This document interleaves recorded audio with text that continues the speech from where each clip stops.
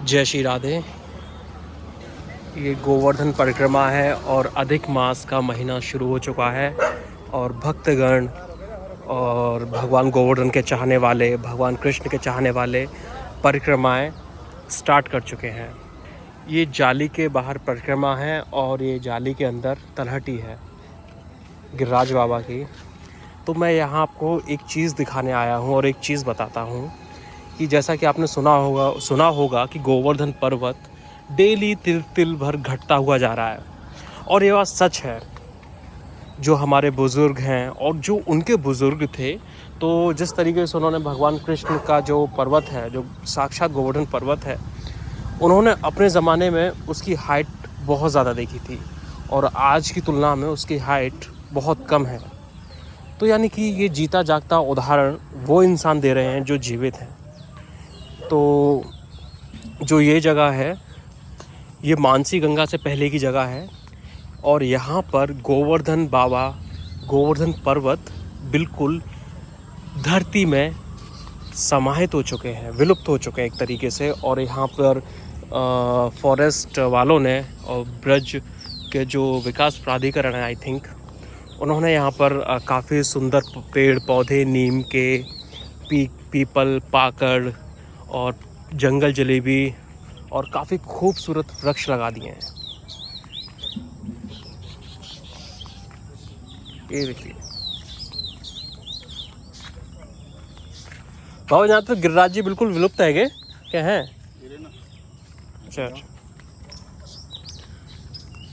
तो हम ये यहाँ के संत महात्मा हैं जो यहाँ रहते हैं, इनसे हमने पूछा है कि क्या यहाँ पर जो गिरिराज जी हैं वो विलुप्त हो चुके हैं। तो इन्होंने हमें रास्ता बताया कि देखो आप आगे चले जाओ, यहाँ पे गिरिराज जी हैं। तो हम आपको ले चलते हैं।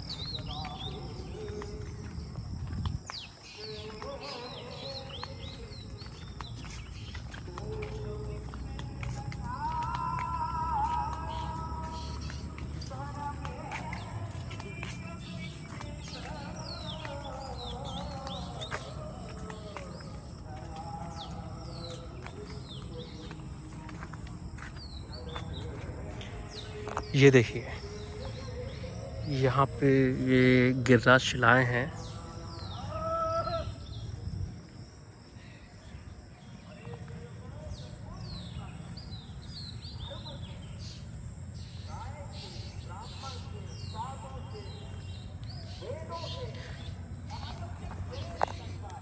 ये देखिए, ये धीरे धीरे यहाँ पे ये विलुप्त होते जा रहे हैं, ये ज़मीन में अंतर्ध्यान होते जा रहे हैं गिरिराज जी। और ये साक्षात प्रमाण है। और ये देखिए,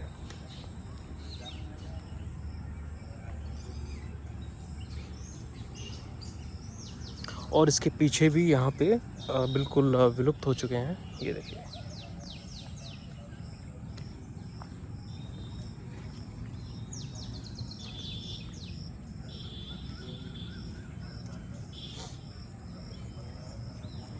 लेकिन ये जगह अब फॉरेस्ट के अंडर आती है, जितनी भी गिरिराज जी की ज़मीन है।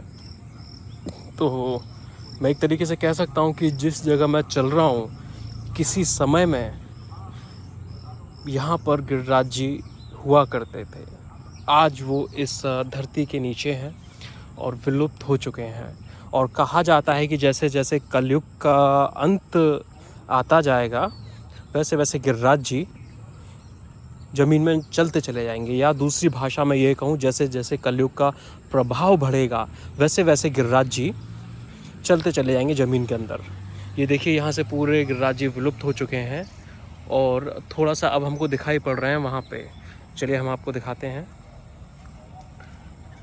कहीं कहीं भी गिरिराज जी की शिलाएँ अभी हैं। और लेकिन ये चीज़ एक बहुत अच्छी की है कि जो गिरिराज जी की जगह जहाँ से विलुप्त हो चुके हैं गिरिराज जी, उस जगह को फॉरेस्ट वालों ने संरक्षित कर दिया है कि ताकि यहाँ पर कोई अधिग्रहण ना कर सके। क्योंकि सबसे बड़ी दिक्कत क्या है, हमारे हिंदुस्तान में जहाँ भी तीर्थ स्थल हैं, मंदिरों की जगह हैं, धार्मिक जगह हैं, वहाँ पर हमारे हिंदुस्तान की ही जनता, भू माफिया उस जगह को घेरती है, उस जगह को कब्जा लेती है। ये देखिए, एक खरगोश भाग रहा है, ये देखिए, ये भागता हुआ दिखाओ। तो ये माफ़ करना गिरिराज बाबा, कहीं कहीं मुझे शिलाएं दिखाई दे रही हैं जैसे विलुप्त होती हुई। ये देखिए, ये गिरिराज शिलाएं हैं, ये देखिए ये विलुप्त हो रही हैं धीरे धीरे धीरे धीरे। और ये देखिए, और ये कुछ यहाँ पे भी जो ये जगह है, ये वही जगह है जहाँ पे कुछ टाइम पहले शिलाएं हुआ करती थी और पूरा पर्वत हुआ करता था। एक ऐसा पर्वत जिसकी परछाई मथुरा तक पहुँचा करती थी। ये देखिए, ये कुछ बड़ी बड़ी शिलाएं बची हुई हैं और आने वाले समय में ये भी विलुप्त के कागर पर पहुँच जाएंगी। इसके पीछे कहा जाता है कि गोवर्धन पर्वत को एक ऋषि हुआ करते थे, उन्होंने श्राप दिया था किसी कारणवश कि तुम तिल तिल भर जमीन के अंदर धंस जाओगे।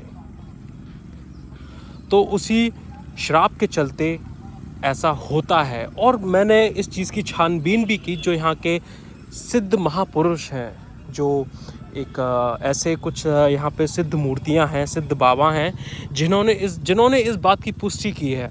तो वो बोलते हैं कि बेटा, जैसे ही रात के 12 बजे के बाद जो समय होता है, जो ब्रह्म मुहूर्त से पहले का समय होता है, तो बीच में एक ऐसी धसकन की आवाज़ महसूस होती है कि जैसे कोई चीज़ ज़मीन के अंदर बड़े ही प्रेशर से गई। लेकिन उस चीज़ को सिर्फ कुछ लोग ही महसूस कर पाते हैं, एक आम जन महसूस नहीं कर पाएगा, उन्होंने ये भी कहा। तो उन्होंने मुझे उस चीज़ के जीते जागते उदाहरण भी बताए, क्योंकि उनकी कुटिया गोवर्धन के जो तलहटी है, जहाँ गिरिराज जी का जो गिरिराज पर्वत है उसी के समीप है, तो उसमें मैंने दरारें देखी। तो उन्होंने दिखाया कि ये दरारें इसी वजह से आई हुई हैं। तो देखिए, यहाँ पर एक कुंड भी है, शायद कोई प्राचीन, और मैं आपको दिखाता हूँ। यहाँ पे ऐसा लग रहा है कि ये जो ईंटें देखकर ऐसा लग रहा है कि यहाँ पे ना कोई इन ईंटों को बोलते हैं ककैया ईंटें, यानी कि हिंदुस्तान की ईंटें इतनी मजबूत हुआ करती थी। इन ईंटों का भी इतना बड़ा इतिहास है। ये ईंट 1000 साल तक चल सकती है अगर इसे चूने से चिनवाया जाए तो। भैया, रास्ता कहाँ है क्या को?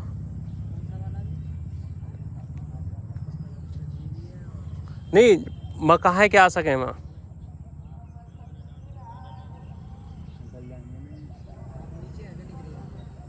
मैं क्या निकलता है? ना निकल पाएंगे। तो कहा जाता है कि हिंदुस्तान में जब हिंदुस्तान सोने की चिड़िया हुआ करती थी ना, तो इन्हीं ईंटों से व्यापार हुआ करता था। यानी कि ये हमारी ईंटें देश विदेशों में जाया करती थी और इनके बदले हम सोना लिया करते थे। क्योंकि इस ईंट की खासियत ये है कि इसकी जो उम्र है वो 100 साल है। और जो आजकल की ईंट है वो सॉरी से मैं अपने शब्दों के लिए माफ़ी चाहूँगा, इन ईंटों की जो उम्र है वो 1000 साल है इन ईंटों की। और जो आजकल की ईंटें हैं वो 100 साल भी नहीं चल पाती। तो शायद इसी हमारी टेक्नोलॉजी थी, जो हमारी चीज़ें थी, इन्हीं के कारणवश हम इतना ऊपर हुआ करते थे कि भारत को सोने की चिड़िया कहा जाता था। भारत को सोने की चिड़िया कहा जाता था। तो मुझे ऐसा लगता है कि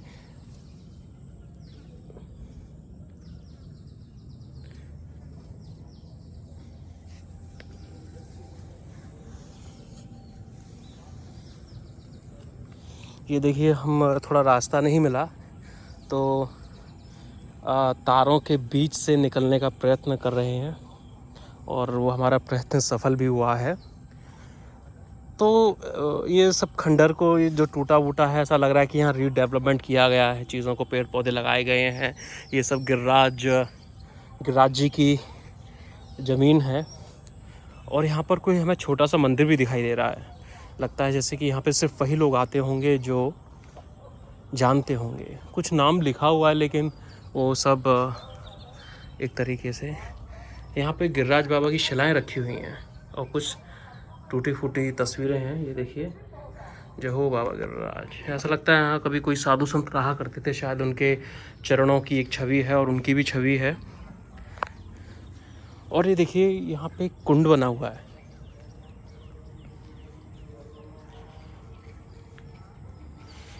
इसे बोलते हैं ग्वाल पोखरा। पोखर बोलते हैं। पोखरा का मतलब एक तरीके से तालाब भी होता है।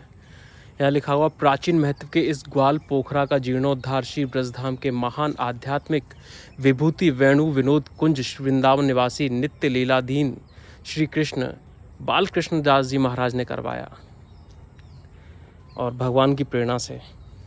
लेकिन अब पोखर के कुंड के हालात इतने दयनीय हो रखे हैं कि लोगों ने गंदगी को यहाँ भी नहीं छोड़ा। ये ऐसी जगह बता रहा हूँ मैं गिरिराज जी की यहाँ लोग जहाँ लोग कम आते हैं, लेकिन हम हिंदुस्तानियों की पहचान है ना कि हमें किसी चीज़ को स्वच्छ छोड़ना ही नहीं है, उसमें गंद मचानी है। तो ये उसका एक जीता जागता उदाहरण है। वही प्लास्टिक के टॉफ़ी, शैम्पू, प्लास्टिक की बोतल्स, कोल्ड ड्रिंक, कपड़े, वही सारी चीज़ें पड़ी हुई हैं इसमें। हम पता नहीं कब जो हमारी विरासत जो हमें मिली है इसको कब हम कब हम इसका अच्छे से ध्यान रखना सीखेंगे, कब इसे हम संजोजना सीखेंगे एक तरीके से। तो हमें नहीं लगता है कि ये हम कभी सीख पाएंगे, लेकिन मैं कोशिश करता हूँ, दुआ करता हूँ कि हम लोग सीखें इस चीज़ को। तो ये है ग्वाल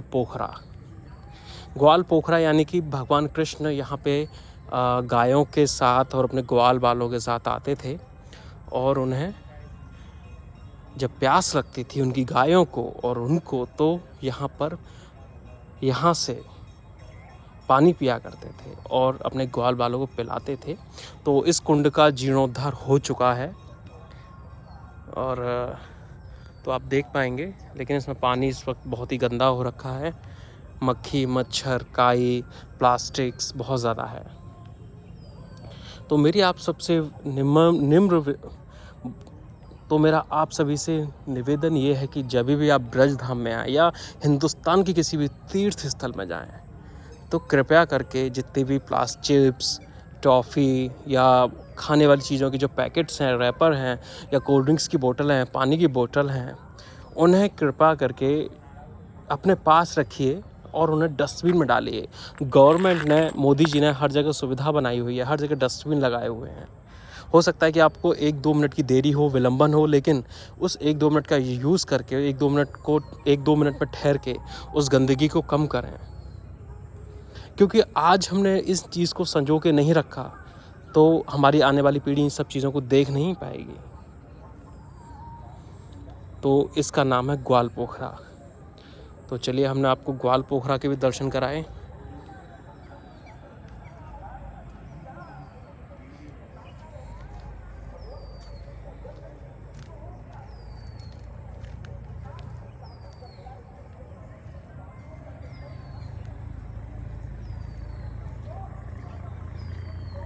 तो हम ये ग्वाल पोखरा के आपको दर्शन करा चुके हैं, यानी कि ग्वाल कुंड एक तरीके से आम भाषा में। तो अब हम चलते हैं वापस गिरिराज जी की तरफ। तो ये सारी जगह गिरिराज जी की ही थी और गिरिराज जी की है, गिरिराज जी की ही रहेगी। और यहाँ पे पुराना कुछ कंस्ट्रक्शंस था, वो देखिए। तो यहाँ पे ऐसा लग रहा है कि तोड़ दिया गया रीडेवलपमेंट के नाम पे या फिर और किसी कारण की वजह से, लेकिन ऐसा नहीं होना चाहिए था। क्योंकि ये जितना जो कंस्ट्रक्शन बना हुआ है ना, ये सब उसी के बना हुआ है। देखिए, ये ईंट है, वो ककैया ईंट है, ये देखिए। और ये ईंटें आजकल ना ही बनती हैं, ना ही कोई बनाता है और ना ही कोई चूने का यूज़ करता है। तो ऐसी बिल्डिंगें बन पाना मुश्किल है जिनकी जो उम्र हो वो 1000 साल हो, जो आने वाली पीढ़ी कम से कम 2, 4, 5 पीढ़ी देख पाएँ। आजकल मकान ऐसे बनते हैं कि एक पीढ़ी ने यूज़ किया, दूसरी पीढ़ी उसे तोड़वा के दूसरा बना देती है। तो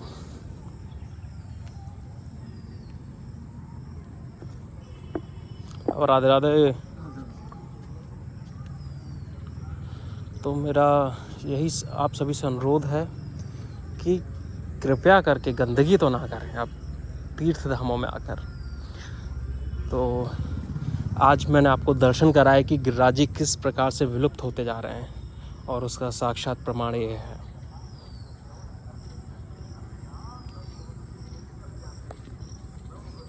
ये देखिए,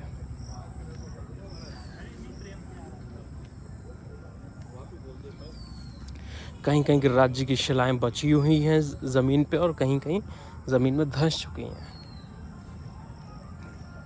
जैसे कि यहाँ थोड़ी बची हुई हैं, आगे बिल्कुल विलुप्त हैं और हो सकता है और उससे आगे थोड़ा सा निकली हुई हैं, लेकिन आने वाले कुछ सालों में यहाँ पर भी विलुप्ति की कगार पर पहुँच जाएंगी।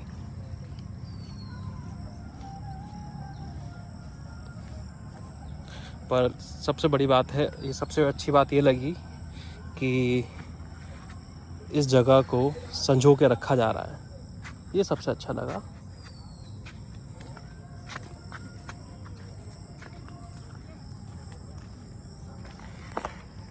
तो ये देखिए, सबसे बड़ी बात है कि जैसे जैसे जो ब्रज पर जो सबसे ज़्यादा अधिकार है ब्रजवासियों के बाद, वो अधिकार है यहाँ के मोर पक्षियों का, यमुना जी के जलचरों का। और लेकिन जैसे यहाँ बाग बगीचे और ये सारी चीज़ें ख़त्म हुई तो बंदर मोर पक्षियों को सबसे ज़्यादा प्रॉब्लम हुई, आफत में आए, क्योंकि वो कहीं ना कहीं अपना भोजन पाने की व्यवस्था जंगलों से किया करते थे।